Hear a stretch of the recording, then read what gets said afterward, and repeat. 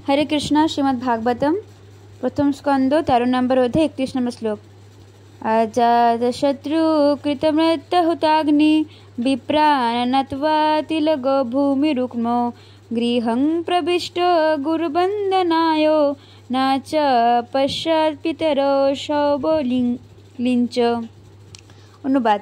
अजात शत्रु युधिष्ठिर महाराज सन्ध्या बंदनादि क्रिया एवं होमादि कार्य समापन करे तिल गाभी भूमि और रत्नादि द्वारा ब्राह्मणদের প্রণতি নিবেদন করে ও গুরুজনদের বন্দনা করার জন্য প্রাসাদে প্রবেশ করে সেখানে পিতৃব্য বিদুর ও ধৃতরাষ্ট্র এবং সুবল তনয়া গান্ধারীকে দেখতে পেলেন। তাৎপর্য: মহারাজ যুধিষ্ঠির ছিলেন শ্রেষ্ঠ ধার্মিক রাজা, কারণ তিনি নিজে প্রতিদিন গৃহস্থ আশ্রমের পবিত্র কর্তব্যকর্মাদি অনুষ্ঠান করতেন। গৃহস্থের কর্তব্য হচ্ছে উষাকালে ঘুম থেকে উঠে স্নান করে বন্দনা সহকারে শ্রী বিগ্রহের আরাধনা করা, যোগাগ্নিতে আহুতি নিবেদন করা, ব্রাহ্মণদের শস্য গাভী ভূমি স্বর্ণ ইত্যাদি দান করা এবং অবশেষে গুরুজনদের যথাযথ শ্রদ্ধা প্রণাম নিবেদন করা। শাস্ত্রের নির্দেশ অনুশীলন না করে কেবলমাত্র পুঁথিগত জ্ঞান নিয়ে সজ্জন হওয়া যায় না। আধুনিক যুগে গৃহস্থদের জীবনধারা অন্যরকম। তারা অনেক বেলায় ঘুম থেকে ওঠে এবং তারপর স্নানাদি শৌচক্রিয়া এবং উল্লেখিত ধর্মচারণগুলি না করে বিছানায় বসে চা খায়। গৃহস্থ শিশুরাও তাদের পিতামাতার আচরণে অনুকরণ করে এবং তাই সমস্ত সমাজ নরকগামী অধঃপতনের পথে দ্রুত নেমে চলে। যদি তারা সাধু সঙ্গ না করে তাহলে তাদের কাছ থেকে ভালো কিছু আশা করা যায় না।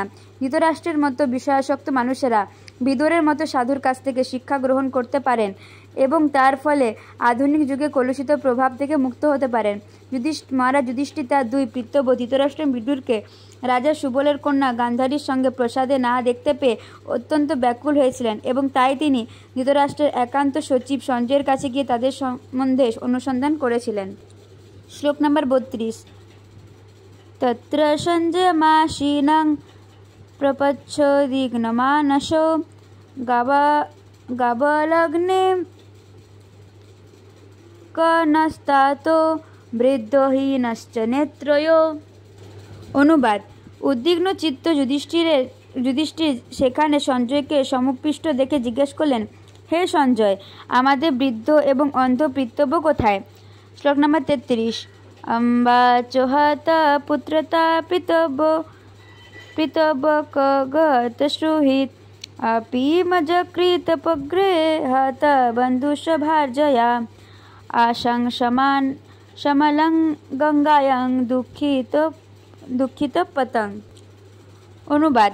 আমাদের পরম আত্মীয় খুলত্তাত বিদুর এবং হতপুত্র শোকাকাতরা মাতা গান্ধারী বা কোথায় গেছেন? আমাদের জ্যেষ্ঠতা ধৃতরাষ্ট্র এবং তার পুত্র এবং পৌত্রদের মৃত্যুতে অত্যন্ত বিরহ কাতর। নিঃসন্দেহে আমি অত্যন্ত অকৃতজ্ঞ। তিনি কি আমার সেই অপরাধে নিদারুণ ক্ষুব্ধ হয়ে তার পত্নীসহ গঙ্গায় আত্মবিসর্জন দিলেন? তাৎপর্য: পাণ্ডবেরা বিশেষ করে মহারাজ যুধিষ্ঠির এবং অর্জুন কুরুক্ষেত্রের যুদ্ধের পরিণতি পূর্বে উপলব্ধি করতে পেরেছিলেন এবং তাই অর্জুন যুদ্ধ করতে চাননি। ভগবানের ইচ্ছা সে যুদ্ধ হয়েছিল, কিন্তু পরিবারের তার মর্মান্তিক পরিণতি তারা পূর্বে অনুমান করেছিলেন, তা বাস্তবায়িত হয়েছিল। মহারাজ যুধিষ্ঠির সবসময় তার পিতৃব্য ধৃতরাষ্ট্র এবং গান্ধারীর শোচনীয় অবস্থা সম্বন্ধে সচেতন ছিলেন এবং তাই তাদের শোকগ্রস্ত এবং বৃদ্ধ অবস্থার তিনি সর্বতোভাবে তাদের সুখ স্বাচ্ছন্দ্য বিধানের চেষ্টা করেছিলেন। তাই প্রাসাদে তাদের দেখতে না পেয়ে স্বাভাবিকভাবে তার চিত্তে আশঙ্কার উদয় হয়েছিল এবং তিনি অনুমান করেছিলেন যে তারা হয়তো গঙ্গার জলে নিমগ্ন হয়েছেন। তিনি নিজেকে অকৃতজ্ঞ বলে মনে করেছিলেন, কারণ তারা যখন পিতহীন হয়েছিলেন তখন মহারাজ ধৃতরাষ্ট্র তাদের জীবন ধারণের উপযোগী সমস্ত রাজকরণীয় সুযোগ সুবিধা দিয়েছিলেন, কিন্তু তার বিনিময়ে তিনি কুরুক্ষেত্রের যুদ্ধে তার সমস্ত পুত্রদের হত্যা করেছেন। পুণ্যাত্মা যুধিষ্ঠির মহারাজ তার নিজের সমস্ত অপরিহার্য দুষ্কর্মের কথা বিবেচনা করেছিলেন এবং তিনি কখনোই তার জ্যেষ্ঠ তাত এবং তার সঙ্গপাঙ্গদের দুষ্কর্মের কথা মনে রাখেননি। ভগবানের ইচ্ছায় ধৃতরাষ্ট্র তার দুষ্কর্মের ফল ভোগ করেছিলেন, কিন্তু মহারাজ যুধিষ্ঠির কেবল তার নিজেরই অপরিহার্য দুষ্কর্মগুলির কথা মনে করে অনুতপ্ত হয়েছিলেন। এটি স্বজন ভগবদ্ভক্তের প্রকৃতি। কোনো ভগবদ্ভক্ত কখনো অন্যের দোষ খোঁজেন না, কেবল নিজের দোষ ত্রুটিগুলি খোঁজেন এবং এইভাবে যতদূর সম্ভব নিজেকে সংশোধন করেন। শ্লোক নাম্বার 34। পিতর্যুপরতে পাণ্ডো সর্বান্ন শ্রুহিষি শুনো অরক্ষাতং বসনত পিতৃবকগতাবিত। অনুবাদ: যখন আমাদের পিতা পাণ্ডু শয্যাগত হলেন এবং আমরা সকলে নিতান্ত শিশু, তখন এই দুই পিতৃব্য আমাদের সকল প্রকার দুর্যোগ থেকে রক্ষা করেছিলেন। তারা সকল সময় ছিলেন আমাদের মঙ্গলময় শুভাকাঙ্ক্ষী। হায়, তারা এখান থেকে কোথায় গেলেন? শ্লোক নম্বর 35। সুত উবাচ কৃপয়া স্নেহ বৈক্লবৎ সুত বীরঃ কর্ষিত আত্মেশ্বরমচক্ষানো ন প্রতাহাতি পীড়িত। অনুবাদ: সুত গোস্বামী বললেন, তার প্রভু ধৃতরাষ্ট্রকে না দেখে বিরহ কাতর সঞ্জয় দয়া এবং স্নেহজনিত বিকলতা হেতু অত্যন্ত কাতর হওয়ায় মহারাজ যুধিষ্ঠিরের সেই প্রশ্নের যথাযথ প্রত্যুত্তর প্রদান করতে পারলেন না। তাৎপর্য: সঞ্জয় দীর্ঘকাল ধরে মহারাজ ধৃতরাষ্ট্রের একান্ত সহকারী ছিলেন এবং সেই হেতু তিনি ধৃতরাষ্ট্রের জীবন পর্যবেক্ষণ করার সুযোগ পেয়েছিলেন। আর তিনি যখন দেখলেন যে অবশেষে ধৃতরাষ্ট্র কাউকে না জানিয়ে গৃহত্যাগ করেছেন, তখন তার দুঃখের সীমা রইল না। তিনি ধৃতরাষ্ট্রের প্রতি পূর্ণ সহানুভূতি সম্পন্ন হলেন, কারণ কুরুক্ষেত্রের যুদ্ধে জয় পরাজয়ের খেলায় রাজা ধৃতরাষ্ট্র তার লোকবল এবং অর্থবল সব কিছুই হারিয়েছিলেন। তিনি ধৃতরাষ্ট্রের প্রতি পূর্ণ সহানুভূতি সম্পন্ন হলেন কারণ কুরুক্ষেত্রের যুদ্ধে জয় পরাজয়ের খেলায় ধৃতরাষ্ট্র তার লোকবল অর্থবল সব কিছুই হারিয়েছিলেন এবং অবশেষে গভীর নৈরাশ্যের রাজা এবং রানীকে গৃহত্যাগ করতে হয়েছিল। সঞ্জয় তার নিজের দৃষ্টিভঙ্গিতে পরিস্থিতি অনুধাবন করেছিলেন, কারণ তিনি জানতেন না যে বিদুরের সঙ্গ প্রভাবে ধৃতরাষ্ট্রের জ্ঞানচক্ষু উন্মীলিত হয়েছিল এবং তাই তিনি এক শ্রেয় জীবনধারণ লাভ করার উদ্দেশ্যে হর্ষফুল্ল উদ্দীপনায় গৃহের অন্ধকূপ ত্যাগ করেছিলেন। বর্তমান জীবনধারা ত্যাগ করে উন্নতর এক জীবনচর্চা সম্বন্ধে সম্পূর্ণরূপে নিশ্চিত না হলে বর্তমান জীবন ত্যাগ করে নিছক কৃত্রিম বেশ ধারণ করলে বা গৃহ থেকে বাইরে বসবাস করলে কেউই সন্ন্যাস আশ্রমে টিকে থাকতে পারেন না। শ্লোক নম্বর 36। ভ্রীমযশূনি পাণ্ডিভ্যাং বিষ্টভাত্বা নমাত্মনা অজাতশত্রু প্রত্যুচ্চে প্রভোপাদাবনুস্মরণ। অনুবাদ: প্রথমে তিনি ধীরে ধীরে তার বুদ্ধির দ্বারা মনকে সংযত করে তারপর তার দুই হাত দিয়ে চোখের জল মুছে তার প্রভু ধৃতরাষ্ট্রের চরণ যুগল ধ্যান করতে করতে অজাতশত্রু মহারাজ যুধিষ্ঠিরকে প্রত্যুত্তর দিতে শুরু করলেন। শ্লোক নম্বর 37। সঞ্জয় উবাচ নাহং বেদ ব্যবসিতং পিতো বকুলনন্দন গান্ধার্যবায় মহাবাহো মুজিত্বস্বী মাহাত্মভি। অনুবাদ: সঞ্জয় বলেন, হে কুরুবংশের বংশধর, আপনার দুই পিতব্য এবং গান্ধারীর অভিপ্রায় কিছুই আমি জানি না। হে মহাবাহ, আমি এই মহাত্মাগণ কর্তৃক বঞ্চিত হয়েছি। তাৎপর্য: মহাত্মারা যে প্রবঞ্চনা করতে পারেন সে কথা শুনে যেন কেমন আশ্চর্য লাগে, কিন্তু মহৎ উদ্দেশ্য সাধনের জন্য মহাত্মারা অন্যদের কখনো প্রবঞ্চনা করে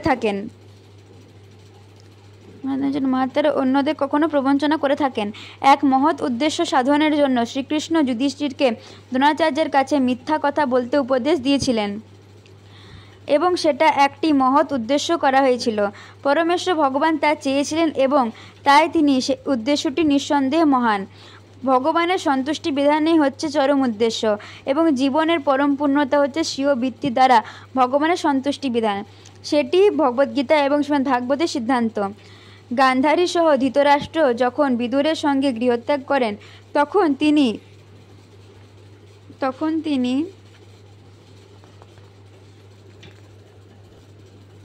সঞ্জয়কেও তাদের অভিপ্রায় জানাননি, যদিও তার একান্ত সহকারী রূপে সঞ্জয় সবসময় তার সঙ্গে থাকতেন।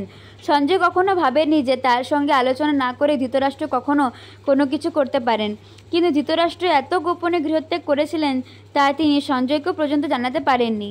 শ্রী সনাতন গোস্বামী যখন শ্রী চৈতন্য মহাপ্রভুর কাছে যাচ্ছিলেন তখন কারাধ্যক্ষকে প্রবঞ্চনা করেছিলেন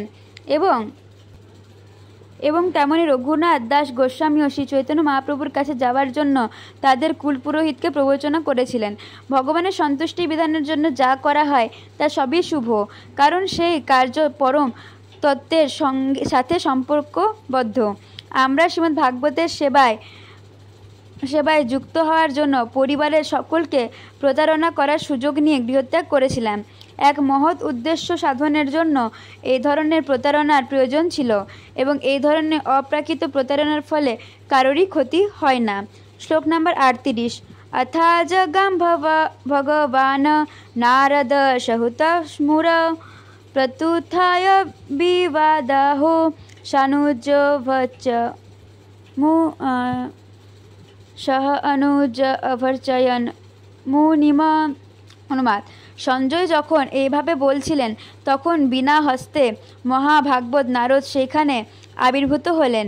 মহারাজ যুধিষ্ঠির তখন তার ভাইদের সঙ্গে নিজ আসন ছেড়ে উঠে দাঁড়িয়ে নারদ মুনিকে অভিবাদপূর্বক পূজা করে অভ্যর্থনা জানালেন। তাৎপর্য: ভগবানের বিশেষ অন্তরঙ্গ ভক্ত বলে নারদ মুনিকে এখানে ভগবান বলে সম্বোধন করা হয়েছে। যারা ভগবানের প্রেমময় সেবায় যুক্ত তারা ভগবান এবং ভগবানের অন্তরঙ্গ ভক্তদের সমপর্যায়ে বিবেচনা করে। ভগবানের অন্তরঙ্গ ভক্তরা ভগবানের অত্যন্ত প্রিয়, কারণ তাদের ক্ষমতা অনুসারে তারা সর্বত্র ভ্রমণ করে ভগবানের মহিমা প্রচার করেন এবং মায়াবদ্ধ উন্মাদ জীবেদের ভগবত ভক্তে পরিণত করে তাদের মানসিক সুস্থিরতার স্তরে উন্নীত করার যথাসাধ্য চেষ্টা করেন। প্রকৃতপক্ষে জীব কখনোই পরমেশ্বর ভগবানের ভক্ত না হয়ে পারে না, কারণ ভগবানের ভক্ত হওয়ায় তার স্বরূপ সিদ্ধ মর্যাদা। কিন্তু কেউ যখন অভক্ত বা নাস্তিক হয়ে যায় তখন বুঝতে হবে সেই ব্যক্তির জীবনধারা সুষ্ঠু অবস্থায় নেই। ভগবানের অন্তরঙ্গ ভক্তরা এই ধরনের মহাচ্ছন্ন জীবেদের পরিচর্যা করেন এবং তাই তারা ভগবানের চোখে অত্যন্ত প্রিয়। শ্রীমদ্ ভগবদ্গীতায় ভগবান বলেছেন যে যারা অবিশ্বাসী অভক্তদের ভগবত ভক্ত করে তোলার প্রয়াসে তাদের মধ্যে যথার্থ তার মহিমা প্রচার করে, তার কাছে তাদের চোখে প্রিয় আর কেউ নেই। স্বয়ং পরম পুরুষোত্তম ভগবানকে যেভাবে শ্রদ্ধার্ঘ্য জানানো হয়, নারদ মুনির মতো এই ধরনের বিশিষ্ট মহাপুরুষদের উদ্দেশ্যে সেভাবে উপযুক্ত শ্রদ্ধা নিবেদন করা কর্তব্য। এবং নারদ মুনির মতো এক শুদ্ধ ভগবত ভক্ত যে তার বিনা নিয়ে পরমেশ্বর ভগবানের মহিমা কীর্তন ছাড়া আর কোনো কাজ করতেন না, তাকে মহারাজ যুধিষ্ঠির তার মহান ভ্রাতারা সহ যেভাবে অভ্যর্থনা জানিয়ে শ্রদ্ধা নিবেদন করেছিলেন তা অন্যের কাছে দৃষ্টান্ত স্বরূপ। শ্লোক নম্বর 39। যুধিষ্ঠির উবাচ নাহং বেদ গতিম পিত্রো ভগবান কগতো ইতো অম্বাবহত পুত্রা অর্থ কগতা চ তপস্বিনী। অনুবাদ: মহারাজ যুধিষ্ঠির বললেন, হে ভাগবত, আমার দুই পিতৃব্য কোথায় গেছেন তা আমি জানি না, এবং সমস্ত পুত্রহীনা শোককাতরা আমার মাতৃসম তপস্বিনী গান্ধারীকেও আমি দেখতে পাচ্ছি না। অনুবাদ: তাৎপর্য: ভগবদ্ভক্ত মহাত্মা যুধিষ্ঠির সর্বদাই তার জ্যেষ্ঠ মাতা গান্ধারীর বিপুল ক্ষতি এবং এক তপস্বিনী স্বরূপ তার গভীর দুঃখের কথা মনে রেখেছিলেন। তপস্বিনী কখনোই দুঃখ দুর্দশা বিচলিত হন না এবং তার ফলে তিনি পরমার্থের পথে দৃঢ় সংকল্প হন এবং আধ্যাত্মিক শক্তি লাভ করেন। রানী গান্ধারী তার অনবদ্য চরিত্র বলে ছিলেন বিশেষ দৃষ্টান্তস্বরূপ এক তপস্বিনী, কারণ নানা রকম দুঃখ দুর্দশার মাঝেও তিনি ছিলেন অবিচলিত। মাতা, পত্নী এবং তপস্বিনী রূপে তিনি ছিলেন এক আদর্শ রমণী এবং পৃথিবীর ইতিহাসে তার মতো চরিত্র বিরল। শ্লোক নম্বর 40। কর্ণধার ইবা পারে ভগবান পরাদর্শক অথাবভাষে ভগবান নারদ মুনিষত্তমম। অনুবাদ: আপনি মহাসাগরে কর্ণধারের মতো আমাদের লক্ষ্যপথ দেখাতে পারেন। এভাবে যুধিষ্ঠিরের কথা শুনে মহাভাগবত দার্শনিক ভক্তশ্রেষ্ঠ দেবর্ষি নারদ বলতে লাগলেন। তাৎপর্য: দর্শনতত্ত্ব নানা প্রকার মুনি আছেন এবং তাদের মধ্যে যিনি পরমেশ্বরের ভগবানের দর্শন করে তার প্রেমময় সেবায় নিজেকে সর্বদাভাবে উৎসর্গ করেছেন তিনি সর্বশ্রেষ্ঠ। এরকম শুদ্ধ ভগবত ভক্তের মধ্যে দেবর্ষি নারদ হচ্ছেন সর্বশ্রেষ্ঠ এবং তাই এখানে তাকে মুনিষত্তম বলে সম্বোধন করা হয়েছে। সদ্গুরুর কাছ থেকে বেদান্ত দর্শন তত্ত্ব শ্রবণ করার মাধ্যমে তত্ত্বজ্ঞান লাভ না করলে মুনিশ্রেষ্ঠ ভগবদ্ভক্ত হওয়া যায় না। অবিচলিত শ্রদ্ধা, জ্ঞান এবং বৈরাগ্য না থাকলে কেউ শুদ্ধ ভক্ত হতে পারে না। ভগবানের শুদ্ধ ভক্ত আমাদের অজ্ঞানতার পরপারে নিয়ে যেতে পারে। দেবর্ষি নারদ মহারাজ যুধিষ্ঠিরের প্রাসাদে যেতেন কারণ পাণ্ডবেরা সকলেই ছিলেন ভগবানের শুদ্ধ ভক্ত এবং দেবর্ষি নারদ সবসময় তাদের সৎ উপদেশ দিতে প্রস্তুত থাকতেন। শ্লোক নম্বর 41। নারদ উবাচ कञ्चन शूचराजन जदीश्वर वशं जगत् लोका शपला जशमे वहन्ति बलिमीशितु शशंजुनति भूतानि स एव বিজুনতি চ। অনুবাদ। শ্রী নারদ মুনি বললেন, হে ধার্মিক রাজন, কারোর জন্য শোক করো না, কারণ প্রত্যেকেই পরমেশ্বর ভগবানের অধীন। তাই সমস্ত জীব তাদের পালকবর্গ প্রার্থনা করে থাকেন যেন নির্বিঘ্নে থাকতে পারেন। ভগবানই তাদের মিলিত করেন এবং বিচ্ছিন্নও করেন। তাৎপর্য, এই জড়জগৎ অথবা চিৎজগৎ উভয় জগতের প্রতিটি জীবসত্তার পরমেশ্বর ভগবান নিয়ন্ত্রণাধীন। ব্রহ্মা থেকে একটি পিপীলিকা পর্যন্ত সকলে পরমেশ্বর ভগবানের আদেশ পালন করছে। এইভাবে ভগবানের নিয়ন্ত্রণাধীন হওয়া জীবের স্বরূপ। মূর্খ জীব, বিশেষ করে মানুষ, বৃথায় ভগবানের আইনের বিরোধিতা করে থাকে এবং তার ফলে তারা অসুর রূপে বা আইন ভঙ্গকারী রূপে দণ্ডভোগ করে। ভগবানের নির্দেশ অনুসারে জীব কোনো বিশেষ মর্যাদায় অধিষ্ঠিত হয় এবং ভগবানের আদেশে অথবা তার প্রতিনিধির আদেশে সেই মর্যাদা থেকে আবার স্থানান্তরিত হয়। ব্রহ্মা, শিব, ইন্দ্র, চন্দ্র, মহারাজ যুধিষ্ঠির অথবা আধুনিক যুগের ইতিহাসে নেপোলিয়ন, আকবর, আলেকজান্ডার, গান্ধী, সুভাষ এবং নেহেরু সকলে ভগবানের দাস এবং ভগবানের পরম ইচ্ছায় তাদের বিশেষ বিশেষ মর্যাদায় তারা অধিষ্ঠিত হয়েছেন, আবার অপসারিত হয়েছেন।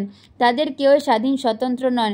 ওই সব মানুষ বা নেতারা যদিও ভগবানের পরমেশ্বর তত্ত্ব অস্বীকার করে বিদ্রোহের ভাব পোষণ করে, তা হলেও তাদের জড়জগতের আর কঠোর আইনের সাহায্যে নানা প্রকার দুঃখ দুর্দশা ভোগ করতে হয়। তাই মূর্খ লোকে কেবল বলে ভগবান নেই।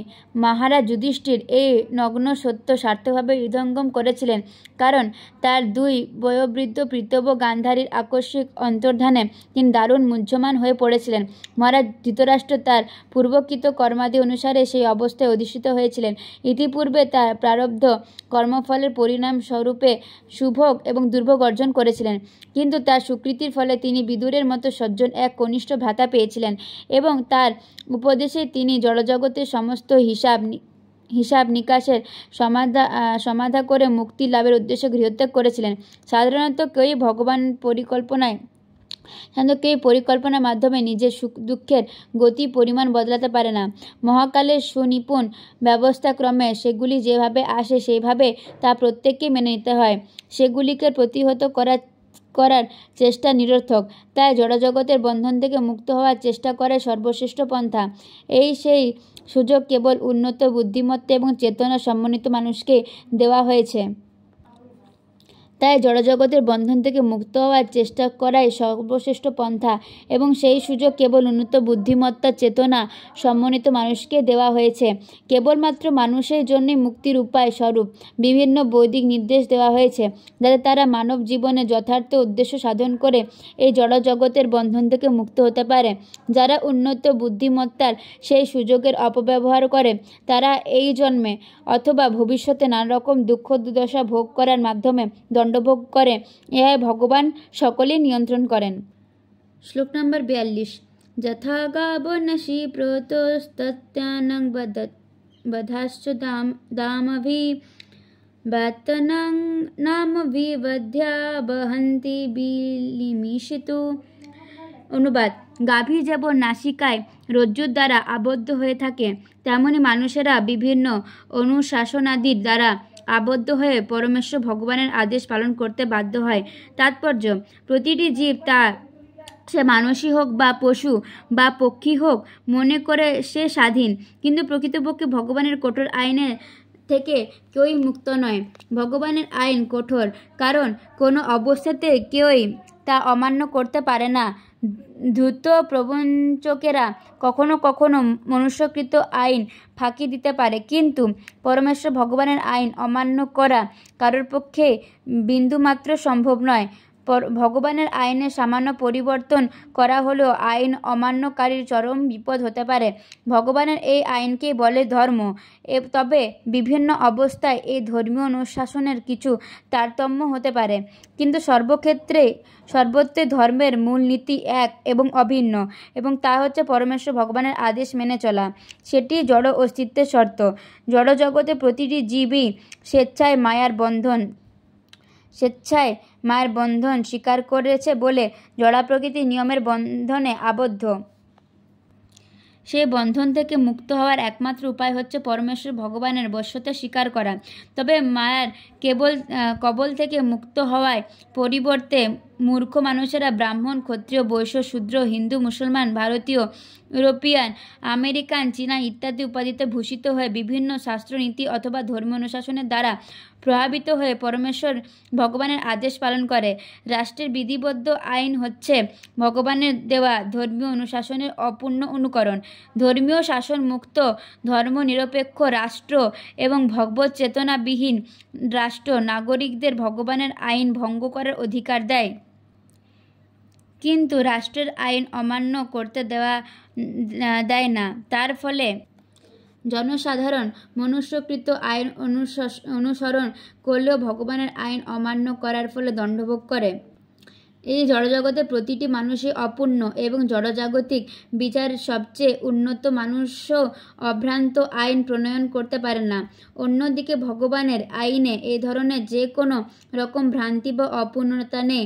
সমাজের নেতারা যদি ভগবানের আইন অবলম্বন করে তাহলে আর নতুন করে কোনো রকম আইন তৈরি করার প্রয়োজন থাকে না। মনুষ্যকৃত আইনের পরিবর্তন করা প্রয়োজন হয়, কিন্তু ভগবানের আইনের কোনো রকম পরিবর্তন করার প্রয়োজন কখনো হয় না, কারণ সেগুলি অভ্রান্ত, অচ্যুত পরমেশ্বর ভগবানের কর্তৃক প্রণীত। ভগবানের প্রতিনিধি মুক্ত পুরুষেরা ধর্মীয় অনুশাসনাদি এবং শাস্ত্র নির্দেশগুলি বদ্ধ জীবেদের জন্য তৈরি করে গেছেন, যাতে তারা সেগুলি অনুশীলন করার মাধ্যমে ধীরে ধীরে জড়জগতের বন্ধন থেকে মুক্ত হতে পারে। জীব তার প্রকৃত স্বরূপে ভগবানের নিত্য দাস। মুক্ত অবস্থায় সে অপ্রাকৃত প্রেমে ভগবানের সেবা করে এবং তার ফলে দিব্য আনন্দ আস্বাদন করে। এমনকি পরমেশ্বর ভগবানের সমপর্যায়ে অধিষ্ঠিত হতে পারেন। আবার কখনো ভগবানের থেকে বেশি স্বাতন্ত্র্য উপভোগ করতে পারে। কিন্তু এই জড় জগতে প্রতিটি জীবে ভগবানের দাসত্ব করার পরিবর্তে অন্য সমস্ত জীবেদের ওপর প্রভুত্ব করতে চায় এবং তার ফলে মায়ার বন্ধনে আরও বেশি করে আবদ্ধ হয়ে পড়ে। যতক্ষণ পর্যন্ত জীব ভগবানের শরণাগত হয়ে তার নিত্য দাসত্ব বরণ না করে, ততক্ষণ তাকে জড়জগতের বন্ধনে আরও সুদৃঢ়ভাবে আবদ্ধ হয়ে যেতে হয়। ভগবানের শরণাগতি জড়জগতের বন্ধন মুক্তির একমাত্র উপায়। ভগবদ্গীতাতে এবং অন্যান্য সমস্ত প্রামাণিক শাস্ত্রে এই চরম নির্দেশ দেওয়া হয়েছে। শ্লোক নম্বর 43।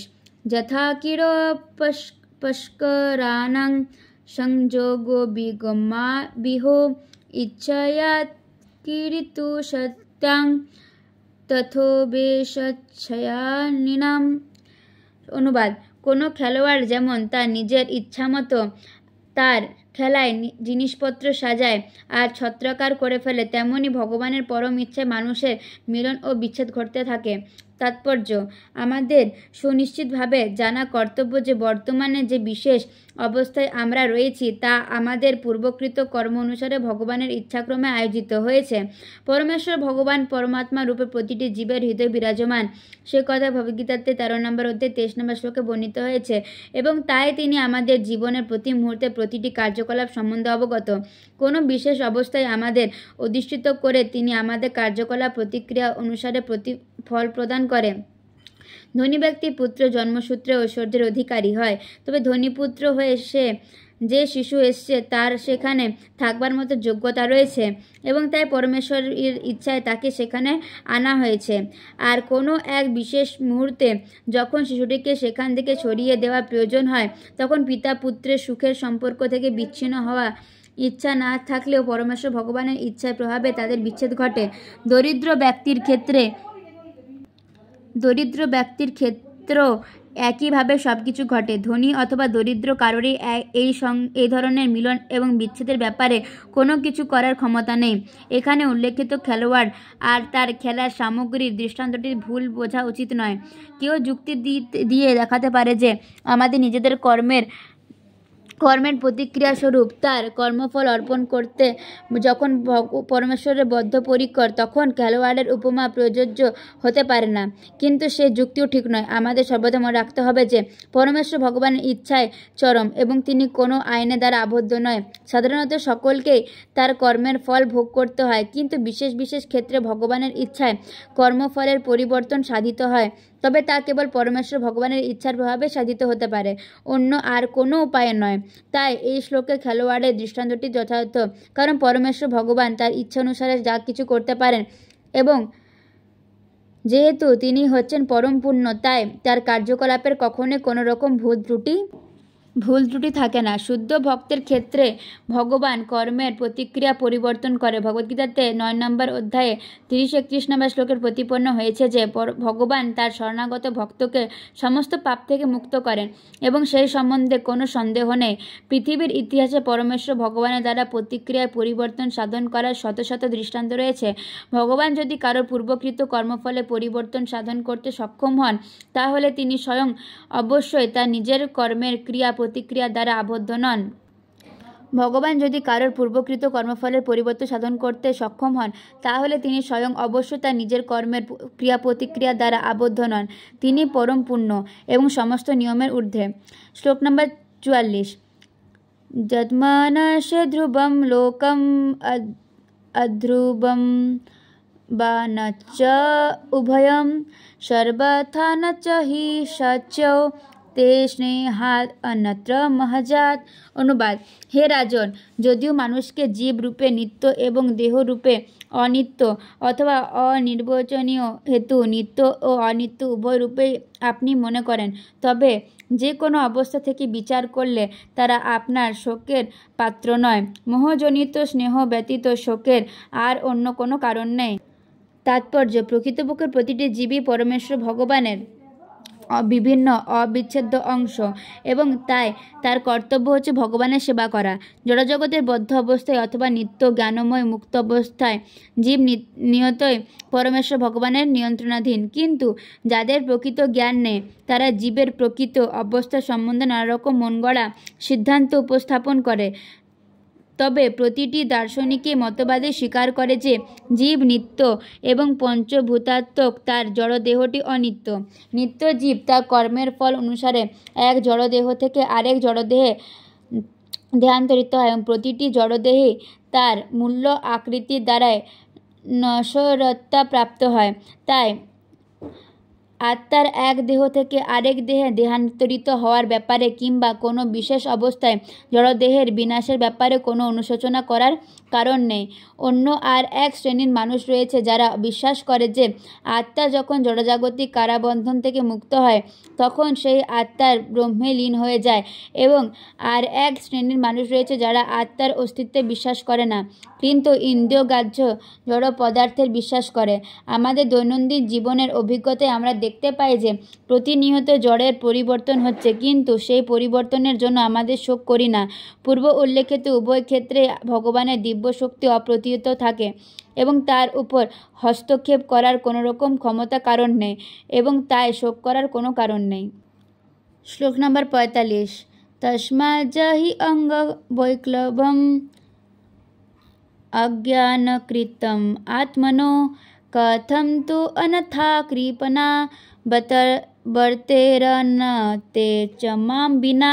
অনুবাদ: অতএব আত্মারূপে অজ্ঞানতা জনিত আপনার এই উৎকণ্ঠা পরিত্যাগ করুন। আপনি এখন ভাবছেন যারা অনাথ অসহায় সেই সব জীবেরা আপনাকে ছাড়া কীভাবে প্রাণ ধারণ করবে। তাৎপর্য: যখন আমরা মনে করি আমাদের আত্মীয় স্বজনেরা অসহায় এবং আমাদের উপর নির্ভরশীল, তখন সেটা সবটাই আমাদের অজ্ঞানতার ফল। প্রতিটি জীব এই জগতে তার আয়ু অনুসারে পরমেশ্বর ভগবান কর্তৃক সর্বতভাবে সুরক্ষিত হয়ে থাকে। ভগবানের একটি নাম ভূতভৃত, অর্থাৎ যিনি সমস্ত জীবকে রক্ষা করেন। সকলেই উচিত তার কর্তব্য কর্মই কেবল সম্পাদন করা, কারণ পরমেশ্বর ভগবান ছাড়া অন্য আর কেউই কাউকে রক্ষা করতে পারে না। পরবর্তী শ্লোকে সেই কথা স্পষ্টভাবে বিশ্লেষণ করা হয়েছে। শ্লোক নম্বর 46। কালকর্ম গুণাধীনো দেহয়ং পঞ্চভৌতিকো কথমন্যস্ত গোপায়ে সর্বগ্রাস্ত যথা পরম। অনুবাদ: এই পঞ্চভৌতিক শারীরিক কাল, কর্ম এবং ও গুণের বশবর্তী শরীরটি আচ্ছা এই পঞ্চভৌতিক শরীরটি কাল কর্ম গুণের বশবর্তী। তার ফলে সর্পগ্রস্ত হয়ে থাকার মতো এই শরীর কীভাবে অন্যদের রক্ষা করবে? তাৎপর্য: রাজনৈতিক, অর্থনৈতিক, সামাজিক ও সাংস্কৃতিক প্রচারাদির মাধ্যমে স্বাধীনতা লাভের জন্য জগতের কোনো আন্দোলনই কারোর কোনো রকম মঙ্গল সাধন করতে পারে না, কারণ ওইগুলি সমস্তই পরাশক্তি দ্বারা নিয়ন্ত্রিত হয়। প্রকৃতির বিভিন্ন গুণ বৈশিষ্ট্যের নির্দেশানুযায়ী মহাকাল এবং কর্মের অভিব্যক্তির দ্বারা বদ্ধ জীব সর্বতভাবে জড়া প্রকৃতির নিয়ন্ত্রণাধীন। প্রকৃতির বিভিন্ন গুণ বৈশিষ্ট্য নির্দেশ অনুযায়ী মহাকাল এবং কর্মের অভিব্যক্তির দ্বারা বদ্ধ জীব সর্বতভাবে জড় প্রকৃতির নিয়ন্ত্রণাধীন। প্রকৃতির তিনটি গুণ বৈশিষ্ট্য আছে: সত্য, রজতম। সত্যগুণে অধিষ্ঠিত না হলে কেউই যথাযথভাবে সব কিছু দর্শন করতে পারে না। তাই রজ এবং তমগুণের দ্বারা যে মানুষ প্রভাবিত, সে তার কার্যকলাপ সঠিক পথে পরিচালিত করতে পারে না। কেবল সত্যগুণে অধিষ্ঠিত মানুষই এই বিষয়ে কিছুটা সহায়ক হতে পারে। অধিকাংশ মানুষই রজতম গুণাশ্রিত এবং তাই তাদের পরিকল্পনা এবং প্রকল্পগুলি বলতে গেলে কারোরই কোনো মঙ্গল সাধন করতে পারে না। কেবল সত্যগুণ অধিষ্ঠিত মানুষই এই বিষয়ে কিছুটা সহায়ক হতে পারে। অধিকাংশ মানুষই রজতম গুণাশ্রিত এবং তাই তাদের পরিকল্পনা প্রকল্পগুলি বলতে গেলে কারোর জন্য কোনো মঙ্গল সাধন করতে পারে না। প্রকৃতির গুণের ঊর্ধ্বে অন্তহীন মহাকাল রয়েছে, যার প্রভাবে জড়জগতের প্রতিটি বস্তুর পরিবর্তন সাধিত হয়। আমরা যদিও বা সাময়িকভাবে কারোর কোনো রকম মঙ্গল সাধন করতে পারি, কিন্তু কালক্রমে মহাকালের প্রভাবে সব কিছু ব্যর্থ হয়ে যায়। একটি মাত্র কাজই কেবল এক্ষেত্রে করা সম্ভব, তা হলো যে মহাকালকে কালসর্প অর্থাৎ গোখর সাপের সাথে তুলনা করা হয়, যার দংশনে সর্বদাই নিশ্চিত মৃত্যু হয়, তা কবল থেকে মুক্ত থাকা। গোখর সাপের দংশন থেকে কাউকে বাঁচানো যায় না। গোখর সাপের মতো এই মহাকালের কবল থেকে অর্থাৎ তার সম্যক অভিব্যক্তি যে প্রকৃতির গুণ বৈশিষ্ট্যাদি, তা কবল থেকে মুক্ত হওয়ার সর্বোত্তম উপায় হলো ভগবদ্গীতার অনুমোদন অনুসারে ভক্তি যোগের চর্চা করা। 14 নম্বর অধ্যায় 26 নম্বর শ্লোক। লোকহিতকর কার্যকলাপের সর্বোত্তম প্রকল্প হচ্ছে সারা পৃথিবী জুড়ে ভগবদ্ভক্তির প্রচারে সকলকে নিয়োজিত করা, কারণ ভগবদ্ভক্তি কেবল কাল, কর্ম এবং গুণ সমন্বিত জড়া প্রকৃতির অর্থাৎ মায়ার নিয়ন্ত্রণ থেকে মানুষকে রক্ষা করতে পারে। ভগবদ্গীতায় 14 নম্বর অধ্যায় 26 নম্বর শ্লোকে সুনিশ্চিতভাবে এই কথা সমর্থন করেছে। শ্লোক নম্বর 47। অহস্তানি সহস্তানাম পাদানি চতুষ্পদাম ফলুগ্নি তত্র মহতাং জীব জীবচ জীবনম। অনুবাদ: হস্তরহিত প্রাণীরা হস্তযুক্ত প্রাণীদের শিকার, পদরহিত যারা তারা চতুষ্পদ প্রাণীদের শিকার। দুর্বল জীবেরা বলবান জীবেদের জীবন ধারণের ভরসা এবং এক জীব অন্য জীবের খাদ্য, এটাই সাধারণত রীতি। তাৎপর্য: পরমেশ্বর ভগবানের ইচ্ছায় জীবন সংগ্রামের এক সুসংবদ্ধ আইন রয়েছে এবং শত পরিকল্পনা করেও তার থেকে উদ্ধার পাওয়া যায় না। যে সমস্ত জীব পরম সত্তার ইচ্ছার বিরুদ্ধে এই জড়জগতে এসছে, তারা পরমেশ্বর ভগবানের প্রতিভু মায়াশক্তি নামে এক পরম শক্তির অধীন হয়ে থাকে এবং এই দৈবী মায়ার কাজ হচ্ছে ত্রিতাপ দুঃখ দান করে জীবেদের নির্যাতন করা, যার একটি ক্রিয়া এই শ্লোকে বর্ণনা করা হয়েছে। দুর্বল জীবেরা বলবান জীবেদের জীবন ধারণের ভরসা। বলবান আক্রমণ থেকে নিজেকে রক্ষা করার শক্তি কারোর নেই এবং পরমেশ্বর ভগবানের ইচ্ছায় দুর্বল অধিকতর বলবান এবং সবচেয়ে বলবানের সুসংবদ্ধ ক্রমবিভাগ রয়েছে। বাঘ যদি কোনো দুর্বল প্রাণীকে কোনো মানুষকে খায়, তাহলে দুঃখ করার কিছুই নেই, কারণ সেটি পরমেশ্বর ভগবানের আইন। যদিও এই আইনবিধি অনুসারে নির্দেশ দেওয়া হয়েছে যে অন্য প্রাণীদের ভরসাতে মানুষ জীবন ধারণ করবে, তবু নীতিবোধের বিধিও একটা আছে, কারণ মানুষকে শাস্ত্রের অনুশাসন মেনে চলতে হয়। অন্য কোনো পশুর পক্ষে এটা অসম্ভব। মানব সত্তার উদ্দেশ্য হচ্ছে আত্মজ্ঞান উপলব্ধি এবং সেই উদ্দেশ্য ভগবানের যা প্রথমে নিবেদন করা হয়নি, সেটা সে আহার করতে পারে না। ভগবানকে যা আচ্ছা, ভক্তের নিবেদিত শাক সবজি ফল মূল এবং শস্য থেকে প্রস্তুত সব রকমের খাদ্যদ্রব্য ভগবান গ্রহণ করেন। ফল পাতা এবং দুধ থেকে তৈরি বিভিন্ন প্রকার খাদ্য ভগবানকে নিবেদন করা যায় এবং ভগবান সেই আহার্য গ্রহণ করার পর ভক্ত সেই প্রসাদ গ্রহণ করতে পারে এবং যার ফলে জীবন সংগ্রামের সমস্ত দুঃখ দুর্দশা ধীরে ধীরে লাঘব হয়ে যায়। এই কথায় ভগবদ্গীতাতে 9 নম্বর অধ্যায় 26 নম্বর শ্লোকে সমর্থিত হয়েছে। যারা পশু মাংস আহার করে তারাও তাদের খাদ্য নিবেদন করতে পারে, তবে সরাসরিভাবে পরমেশ্বর ভগবানকে নয়। ধর্মীয় পূজা অর্চনার বিশেষ কতকগুলি শর্তাধীনে তা পরমেশ্বর ভগবানের কোনো প্রতিনিধিকে নিবেদন করা চলে। শাস্ত্রাদির অনুশাসনগুলি মাংসাহারীদের পশু মাংস আহারে অনুপ্রাণিত করার জন্য নয়, পক্ষান্তরে সুসংবদ্ধ নিয়মের মাধ্যমে তাদের এই প্রবৃত্তি দমন করার জন্য সেগুলি নির্দেশিত হয়েছে। কোনো জীব তার থেকে বলবান জীবেদের জীবন ধারণের ভরসা জুগিয়ে থাকে, কোন অবস্থাতেই জীবন ধারণের জন্য বেশি উদ্বিগ্ন হওয়া কারোর উচিত নয়, কারণ সর্বত্রই জীব রয়েছে এবং কোথাও কোনো প্রাণীর খাদ্যভাবে অনাহারে থাকে না। নারদ মুনি যুধিষ্ঠির মহারাজকে তার পিতৃব্যদের খাদ্যভাবে কষ্ট পেতে হবে সেই চিন্তে উদ্বিগ্ন না হতে উপদেশ দিয়েছে, কারণ জঙ্গলে যা শাকসবজি পাওয়া যায় তা ভগবানকে নিবেদন করে সেই প্রসাদ গ্রহণ করলে তারা জীবন ধারণ করতে পারে এবং সেইভাবে মুক্তিলাভের পন্থা উপলব্ধি করতে পারেন। স্ববলের দ্বারা দুর্বলের আত্মসাৎ হলো অস্তিত্ব রক্ষার প্রকৃতির আইনবিধি। বিভিন্ন জীবজগতে দুর্বলদের গ্রাস করার একটি প্রচেষ্টা সর্বদাই রয়েছে।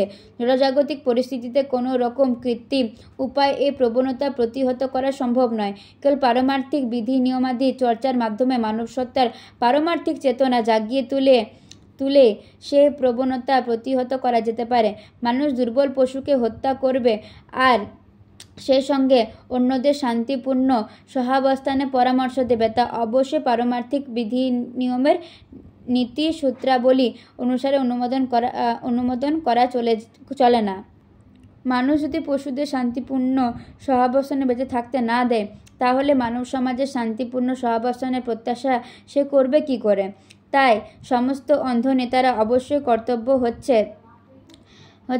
পরমেশ্বর ভগবানের সম্বন্ধে অবগত হয়ে তারপর ভগবানের রাজ্য প্রতিষ্ঠা করা। পৃথিবীর জনগণের অন্তরে ভগবত চেতনা বিকাশ না করে ভগবানের রাজ্য বা রামরাজ্য প্রতিষ্ঠা করা অসম্ভব। শ্লোক নম্বর 48। তদিদং ভগবান রাজন এক আত্মা আত্মনম স্বদিক অন্তরত্ব ভাতি পশত মময়া উরুধা।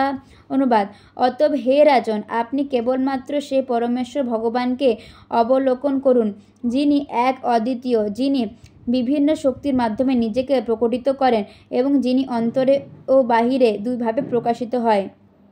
তাৎপর্য: পরমেশ্বর ভগবান এক এবং অদ্বিতীয়, কিন্তু তিনি তার বিভিন্ন শক্তির প্রভাবে নিজেকে প্রকাশিত করেন, কারণ তিনি আনন্দময়।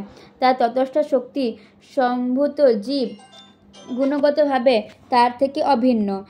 তার অন্তরঙ্গা এবং বহিরঙ্গা উভয় শক্তিকে অসংখ্য জীব রয়েছে। চিৎজগতে যেহেতু ভগবানের অন্তরঙ্গা শক্তি, সেই শক্তির অন্তর্গত জীবেরা বহিরঙ্গা শক্তির কলুষ থেকে মুক্ত এবং গুণগতভাবে ভগবানের থেকে অভিন্ন। গুণগতভাবে ভগবান থেকে অভিন্ন হলেও জড়জগতের প্রভাবে কলুষিত জীবেরা তাদের স্বরূপ বিস্মৃত হয়ে বিকৃতভাবে প্রকাশিত। গুণগতভাবে ভগবান থেকে অভিন্ন হলেও জড়জগতের প্রভাবে কলুষিত জীবেরা তাদের স্বরূপ বিস্মৃত হয়ে বিকৃতভাবে প্রকাশিত, এবং তাই তারা এই জড়জগতে তথাকথিত সুখ এবং দুঃখ ভোগ করে। জড়জগতের জীবের এই দুঃখ সুখের অনুভূতি ক্ষণস্থায়ী এবং তা আত্মাকে প্রভাবিত করতে পারে না। জড়জগতে জীবের এই সুখ দুঃখের অনুভূতি ক্ষণস্থায়ী এবং তা আত্মাকে প্রভাবিত করতে পারে না। জীব যে গুণগতভাবে ভগবান থেকে অভিন্ন সে কথা ভুলে যাওয়ার ফলে সে এই ক্ষণস্থায়ী সুখ দুঃখ অনুভব করে। অবশ্য অন্তরে ও বাহিরের ভগবানের করুণা নিরন্তর প্রভাবিত হচ্ছে, যার প্রভাবে বদ্ধ জীবেরা তাদের অধঃপতিত অবস্থা সংশোধন করতে পারে। অন্তরে পরমাত্মা রূপে অধিষ্ঠিত থেকে তিনি ঐকান্তিকভাবে যারা নিজেদের সংশোধন করতে আগ্রহী সেই সকল জীবেদের সংশোধন করে এবং বাইরে সদ্গুরু এবং দিব্য শাস্ত্রাদি রূপে প্রকাশিত হয়ে তিনি তাদের সংশোধন করেন। তথাকথিত সুখ এবং দুঃখের দ্বারা বিচলিত না হয়ে ভগবতমুখী হওয়া উচিত এবং পরমেশ্বরের বহিরঙ্গা ক্রিয়ার পতিত জীবদের সংশোধন করার কাজে তাকে সাহায্য করা উচিত। তার আদেশে কেবল গুরু হয়ে তার সাথে সহযোগিতা করা উচিত। কখনোই কোনো ব্যক্তিগত লাভের উদ্দেশ্যে, জাগতিক লাভের উদ্দেশ্যে অথবা জীবিকা নির্বাহের জন্য অর্থ উপার্জনের উদ্দেশ্যে গুরুগিরি করা উচিত নয়। পরমেশ্বর ভগবানের কাজে সাহায্যকারী ভগবত ভাবনাময় সদ্গুরু গুণগতভাবে ভগবান থেকে অভিন্ন, আর যারা আত্মবিস্মৃত তারা কেবল বিকৃত প্রতিফলন মাত্রই। তাই তথাকথিত সুখ এবং দুঃখের দ্বারা বিচলিত না হয়ে যে উদ্দেশ্য ভগবান অবতরণ করেছেন সেই উদ্দেশ্য সাধনে উন্মুখ হতে যুধিষ্ঠির মহারাজকে নারদ মুনির উপদেশ দিলেন। সেটাই ছিল তার প্রাথমিক কর্তব্য। হরে কৃষ্ণ।